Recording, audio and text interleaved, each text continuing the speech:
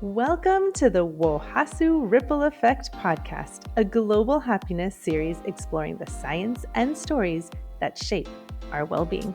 Hi, I'm your host, Elisa Juarez, and in this season, we're focusing on transitions, those inevitable life changes that challenge us, shape us, and open the door to new possibilities.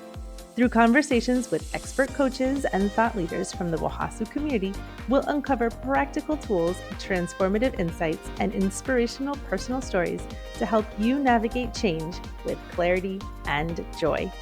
This podcast is part of the World Happiness Summit's mission to create a global ripple effect of positivity grounded in the latest research and the shared experiences of our vibrant community.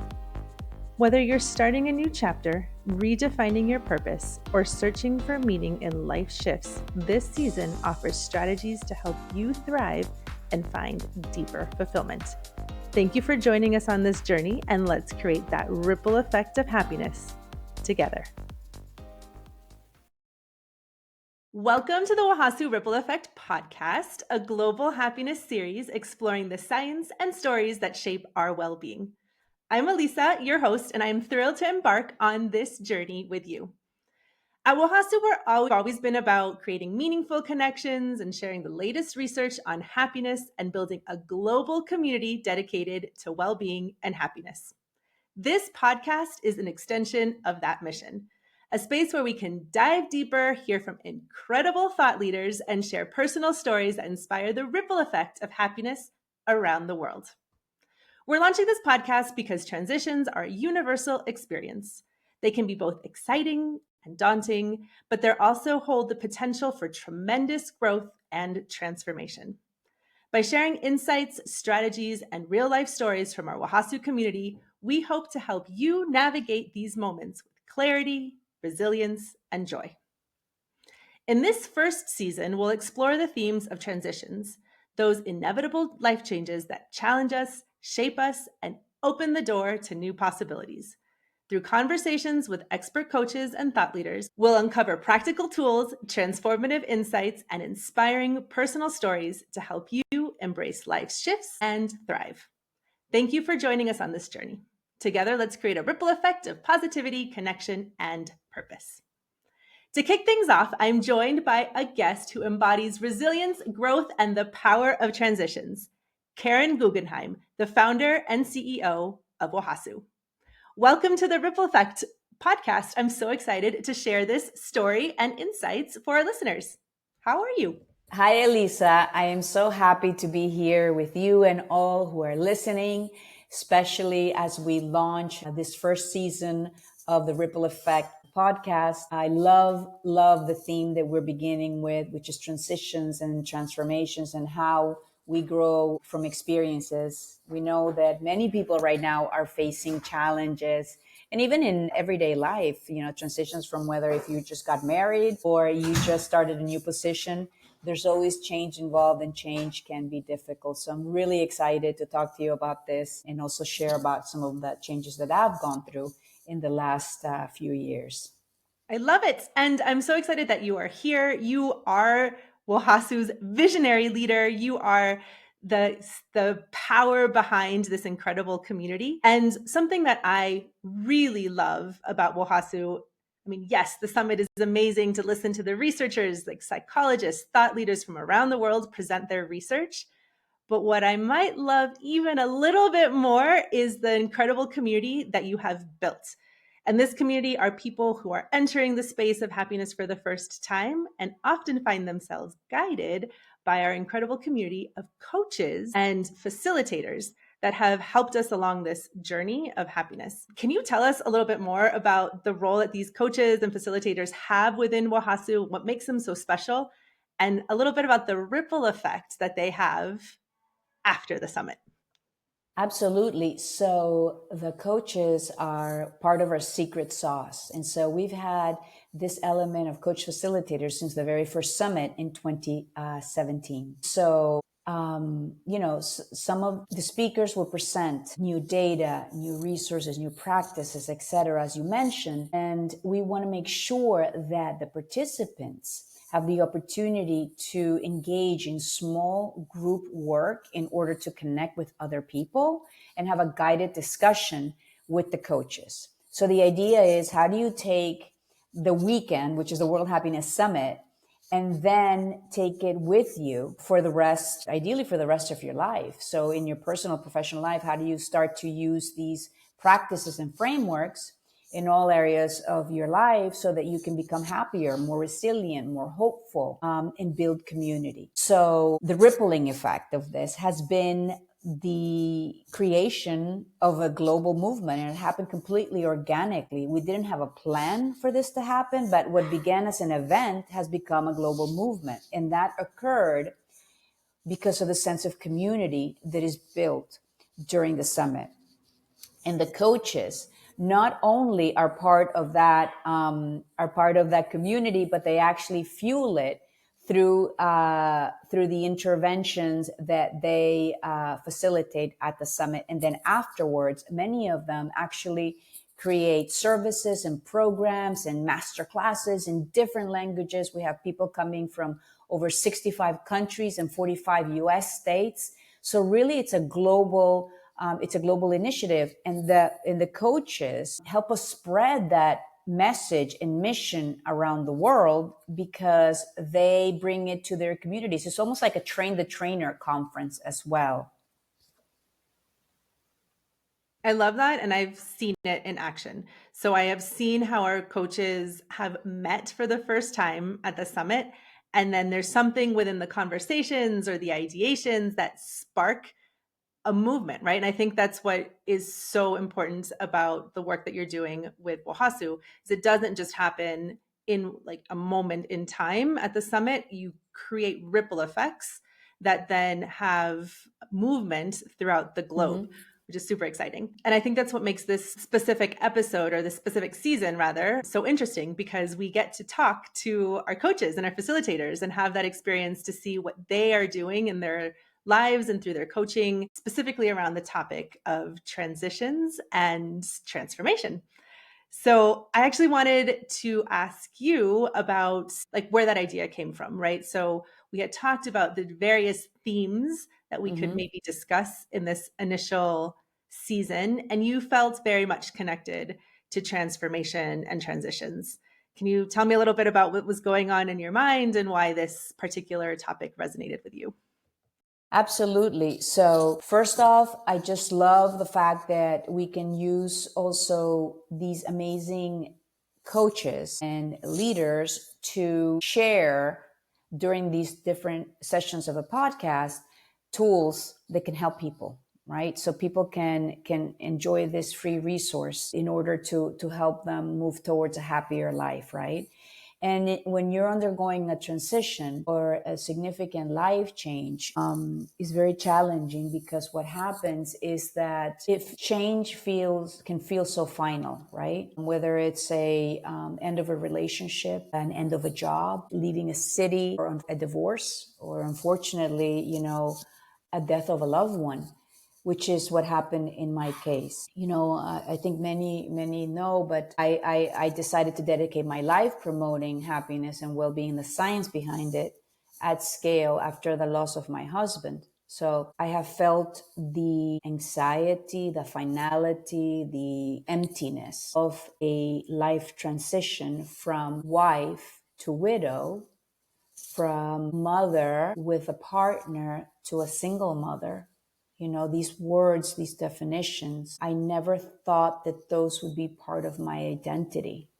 Never envisioned that, because I thought that I would never have a divorce. So I would never be a single mom. I never imagined that there could be a death. And so that life transition and change was really, really hard. And I almost gasped for survival. And for me, that meant, living for my children who needed me. And that meant, I don't know why, I thought, since it's so painful, I need something so good to counterbalance it. So I just thought about, okay, I am such a deficit in this situation that has occurred that's completely out of my control, that I don't know how I'm going to get out of. I have no idea. I'm still in shock. I know that I want to avoid the pain with all my heart. So I want to lock away myself and not feel and not deal with anything. But I know I have children, so I have to deal with it. And how am I going to get out? And I was like, okay, then I have to find a way to be happy without knowing about the science, know the research, not the fact that happiness is inside me. I was one of these people, many people who think that success or something else external will be the foundation of your happiness, when it is not. It's money and pleasure is wonderful, but it's not the what we talk about in sustainable happiness or sustainable well-being. It's about connecting with meaning and purpose, and actually that's what I did and what I could control. And so with that transition, I reached out to something that I could control tangibly to help me get to my goal, which was happiness and survival for my kids. And so what I did is I started an MBA at Georgetown, and it was in person. So I would go every other weekend to Washington, D.C. And I started to also make community with people that didn't know me through those labels. So they didn't know me as a widow or as this life tragedy that had happened. They knew that it occurred, but they didn't know me, from, oh, look at, oh, she's lost, like my friends and family did. So that allowed me to develop another part of my personality, my new identity. And then what I call is I accidentally became happy again, but it took time. And so that's the thing with transitions, is that since they're so uncomfortable that we want it to end. We don't want to feel that discomfort, and it feels like emptiness. And if you look at the work of Dr. Bridges, with transitions, his book Transitions, this is kind of like the desert, and nobody wants to be in the desert. It's horrible. It's like, who am I? What am I supposed to do? What's next? And you're waiting for the mothership to send you some instructions, right? And you're just like waiting, and I don't want to feel like this, and I want to know exactly where I'm going and what's going to happen. And it doesn't work that way. But what I did learn is that in that period of being in the desert, things were happening inside me that would not have happened if I rushed into doing something. So I was in the process of becoming, right? I was in the process of becoming. I was in that program and learning, but I was also making community. I was beginning to get out of myself. For me, that period of transition felt like being in a swimming pool. And you know how you're in the pool and you hear kind of noises outside, but they're warbled. And if you open your eyes, you can kind of see there are people there, but it's distorted. And that's how reality felt to me. Like, this is not where I used to live before my husband died. This is something else. And so that allowed time. I began to, talk to people. I began to give myself permission to laugh. I remember one year after my husband died, I didn't know if somebody said a joke and I didn't know if it was okay to laugh, and I didn't know how long it's okay to laugh. And I don't believe in toxic positivity, but I also don't believe in negative toxicity. And so that means that, I don't believe in making things worse on purpose. So if something was funny, I'm like, okay, I'm going to laugh. And then I realized that maybe 10 minutes later, when I got home, I'm going to cry. And so I also began to understand that life has good moments and bad moments, right? And sometimes they can almost mutually exist. As a matter of fact, my husband happened to die on my only sister's birthday. So on March 6th, I celebrate a life. I celebrate two lives, but in a different way. One was in a passing, and another one is celebrating a birth, right?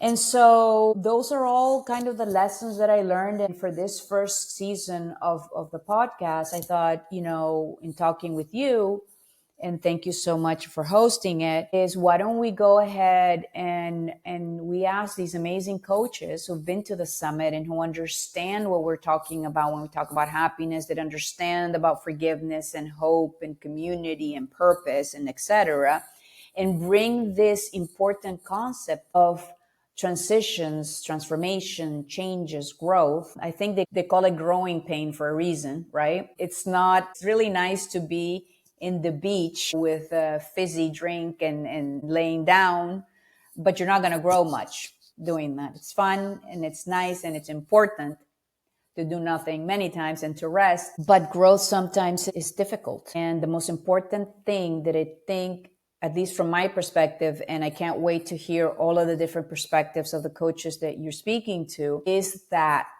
in that period of nothingness, it's like that's a beginning.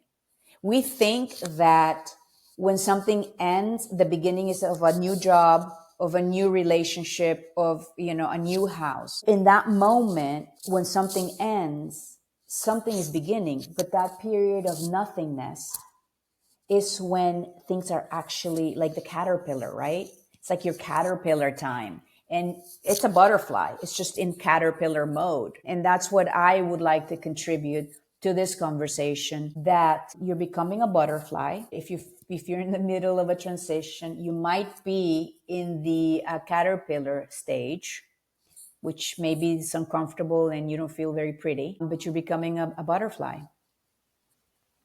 I love that. That's beautiful. And I like the chrysalis phase, right? So you're in between, you're not quite a caterpillar, you're not quite a butterfly. It's like that weird phase. I think that's a more beautiful way of looking at it than a desert. But Well, the you're thing is, that it moment. feels It like a feels like it. desert. It It feels like it. feels like a desert. And it's okay though. That's what I want to tell people. Like, it's Yeah. okay to spend time in the desert.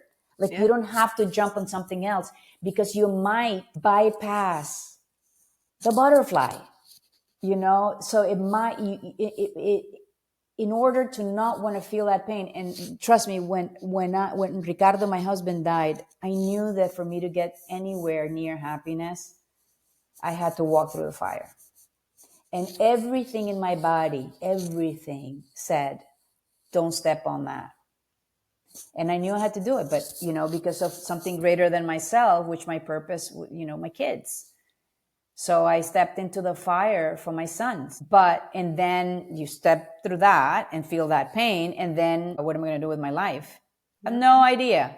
No idea. Like, no idea. One of the things on the table was that I love sports and I love soccer, football. I'm obsessed. And I wanted to go and be a manager of a professional football team. So yeah, There is that was still on the table. time. There is still time. That is an option. And if you have Yeah. anybody listening in from a major, MLS or from No, Premier League. Are you kidding, Elisa? We go. No, I love the MLS also, but yeah, no, that's funny actually. Yeah. That's awesome. Yeah. Well, I love every time we chat, I'm always learning something from you. And I think that's part of the core of why I love WOHASU so much. There's always something more to learn, people to connect with, ideas to connect with, practices to consider partaking in and becoming part of our lives. So thank you for sharing. I love these conversations with you. Can you tell us a little bit you told us a little bit about why you focused on transitions and transformation. We all have the image of a beautiful butterfly. And if you would like to check out the book Transitions, it's a great one. I think we've talked about that one and I've shared it with many people. Check that book out. What is maybe one hope that you have that our listeners of this first season take away with when they listen to the conversations with our coaches? So, well, I don't know if only one, Elisa, but I can tell you that I guess the primary one is that the knowledge that these coaches have, complemented with what they have learned from the last, 6 summits. And we're going to have the 7th one in March in Miami. So we're very, very excited. And the theme will be hope and community. is that they're able to share with others this knowledge that they have gained at the summit, and then of course personalized through their experience and their practices and their work and their spin and their culture and their diversity and their uniqueness to support and help people who are listening that maybe they will not resonate with one way of one of the coaches saying, but they will resonate with the other. And that's something that's really important for us as well when we do the summit, is that we have so many different perspectives, right? We talk about forgiveness, we talk about hope, we talk about purpose at work, and then happiness at work or in education, policy, et cetera, and on, so that the message can connect, a person can connect with the message and what they need at that point in their lives.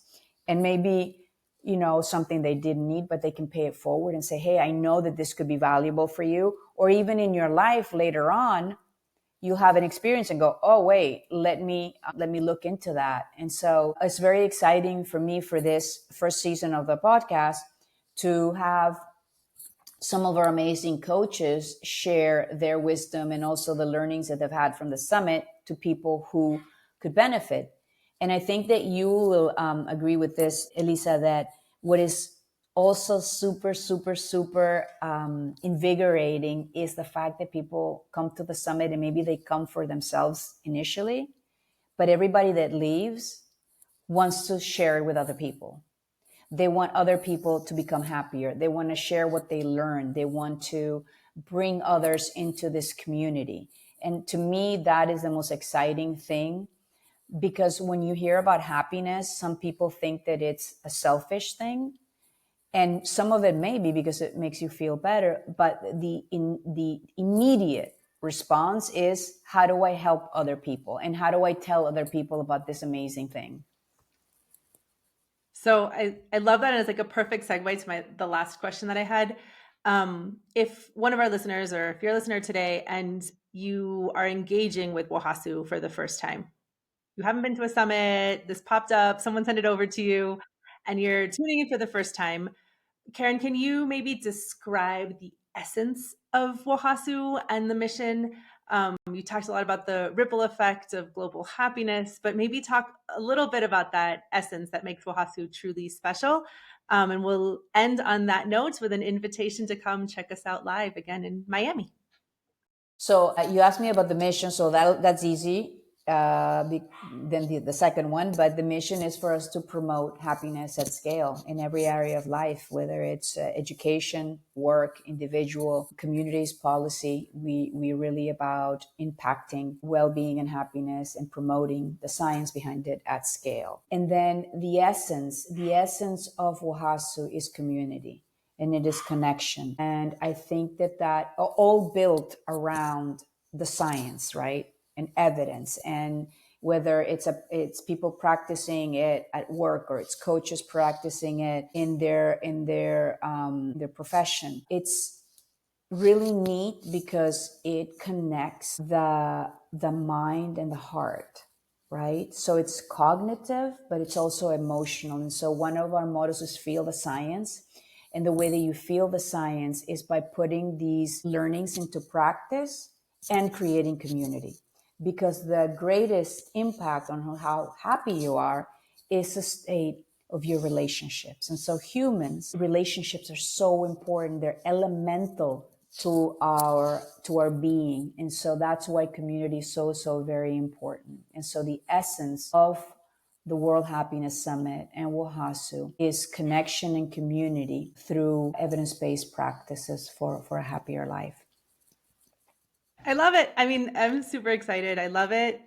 The essence to me is very much described as what you said. There's a feel that you get when you're in community with like-minded individuals who really, again, prioritize the science of happiness, are here to learn, here to engage, and here to be part of something bigger and be part of a bigger movement. So thank you so much. Well, I want to thank you, Elisa. So thank you so much for hosting this launch season. It's so important to get our message out, and you do it in such a wonderful way. So thank you for your support throughout the years. And I'm very excited to see what we will do and how the ripples will continue and grow with this amazing podcast. So thank you to you. I love it.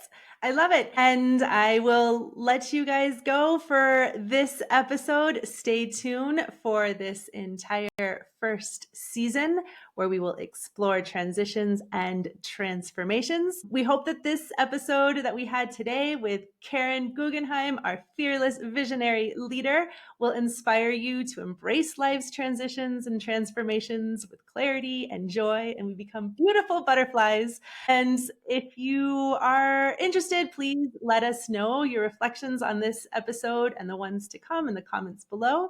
And share this episode with somebody who might be interested. Subscribe to our channel. That lets us know that you love what we're doing and want more of it, and it keeps us excited and motivated to continue to produce content for you.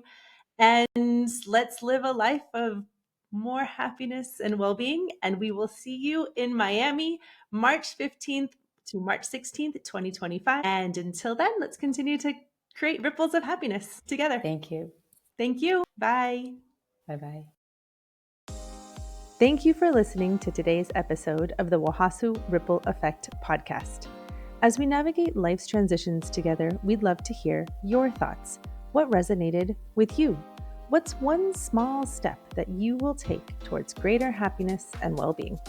Share your reflections and join the conversation in the comments below. Join us at WOHASU 2025 in Miami, March 15th and 16th to connect with a global community, dive into the latest research on happiness and well-being, and learn from world-class experts on happiness and social impact. It's a unique opportunity to come together, share experiences, and spark ideas that inspire positive change. Oh, and as a thank you for being part of our podcast community, you get to enjoy an exclusive 10% off your tickets with the code RIPPLE at checkout. That's RIPPLE. Visit worldhappinesssummit.com to learn more and reserve your spot today. We look forward to seeing you there and continuing this journey of creating a ripple effect of happiness and purpose. See you soon.